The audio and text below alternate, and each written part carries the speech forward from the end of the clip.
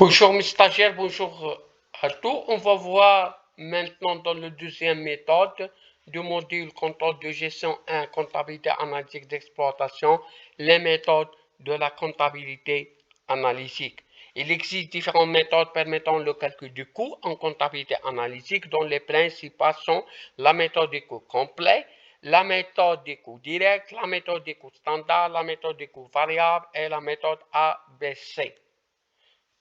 On va définir chacun de ces méthodes d'une façon très brève. La première méthode, c'est la méthode des coûts complets. Cette méthode permet à l'entreprise d'expliquer le résultat généré sur l'exercice en effectuant le rapprochement entre les produits fabriqués ou vendus et leur coût de revient. Pour ce faire, il convient de distinguer les charges directes et les charges indirectes.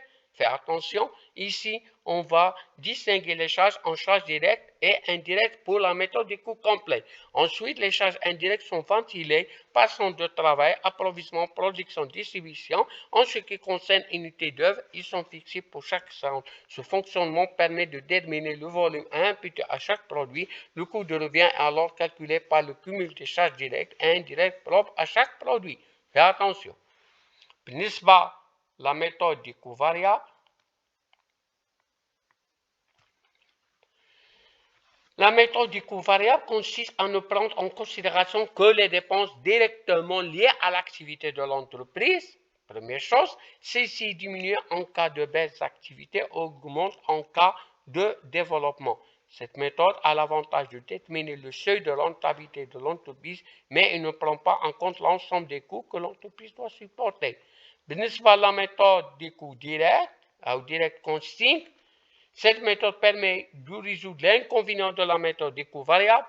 Le direct costing prend en compte des coûts variables et les coûts fixes qui sont indépendamment de l'activité de l'entreprise. Cette méthode permet de fixer de façon plus précise le seuil de rentabilité de l'entreprise.